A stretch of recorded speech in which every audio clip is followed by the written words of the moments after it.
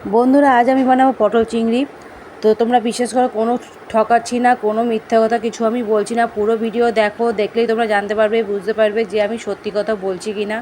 তো আমি এখানে চিংড়ি মাছের মধ্যে থেকে শুধু মাথাটা নেব, মাছটা নেব না। তো চিংড়ি মাছের মাথা থেকে আমি খোলসটাকে ছাড়িয়ে নিয়েছি আর সুরটাকে ফেলে দিয়েছি। তারপর মাথাগুলো ভালো করে ধুয়ে নিয়ে রেখে দিয়েছি। এখানে আমি পটলটাকে ছোকরাগুলো ছাড়িয়ে নেব একে একে সব কয়টা। পরিষ্কার করে আস্তে আস্তে করে ছাড়াতে হবে, যাতে কোনো রকমভাবে পাশ দিয়ে ফেটে না যায়। তারপরে আমি কি করব, পটলের যে দুটো যে সরু যে দিকগুলো আছে তার মধ্যে একটা সাইড একটু চওড়া হয়, তো সেই দিকটা আমি একটুখানি কেটে নেব। কেটে নিয়ে ওখানটা আমি গোল করে ফুটো করে নেব।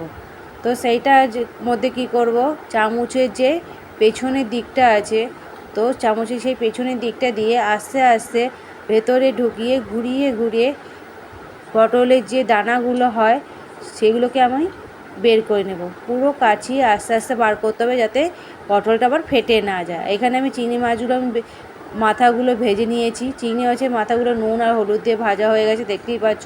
তো একটু ঠান্ডা করতে দেবো ততক্ষণে। তারপরে এখানে পটলগুলোকে আমি ধুয়ে নিয়েছি ভালো করে, দেখো কিচ্ছু নেই, কোনো দানা কিছু নেই, একদম পুরো খালি। তারপর গরম জল আমি বসিয়ে দিয়েছি একটু নুন দিয়ে, তার মধ্যে পটলগুলো আমি ছেড়ে দেবো একে একে। একটুখানি ভাপ দিয়ে নেব, সেদ্ধ করে নেব হালকাভাবে। তো এখানে আমার হালকা করে সেদ্ধ হয়ে গেছে পটলগুলো। সেদ্ধ হয়ে যাওয়ার পরে আমি জল ঝরিয়ে নামিয়ে নেব।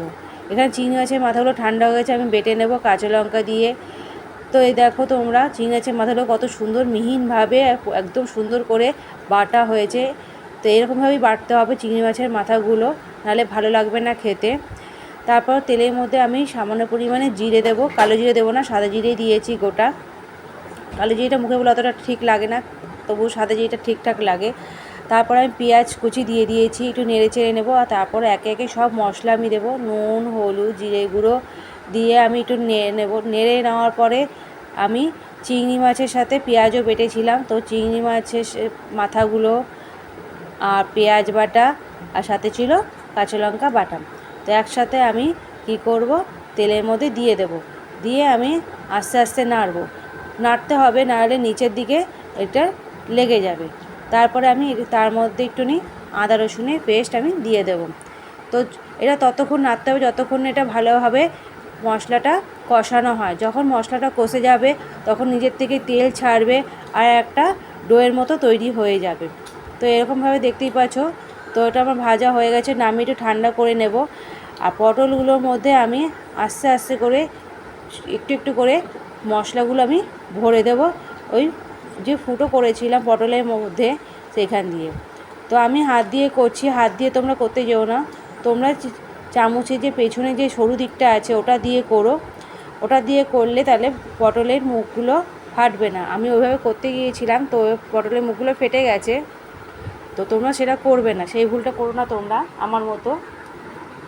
আর পুরো চামচ দিয়ে কিন্তু ওটাকে ভালোভাবে, চামচের পেছনটা দিয়ে ভালোভাবে কিন্তু মশলাগুলোকে ভরতে হবে, যাতে কোনো রকমভাবে ফাঁকা না থাকে। পুরো ভর্তি করে নেওয়ার পরে আমি কি করব, একটুখানি ময়দা মেখে নিয়েছি। ময়দাটাকে মেখে নেওয়ার পরে পটলের যে মুখগুলো রয়েছে, তো সেইগুলোর মধ্যে আমি আটকে দেবো পটলের মুখগুলো। ভালো করে আমি পটলের মুখগুলো আটকে দেবো, যাতে ভাজবার সময় এই মশলাগুলো বেরিয়ে না আসে। বেরিয়ে আসলে ঠিক লাগবে না, দেখতেও বাজে লাগবে, খেতেও ভালো লাগবে না।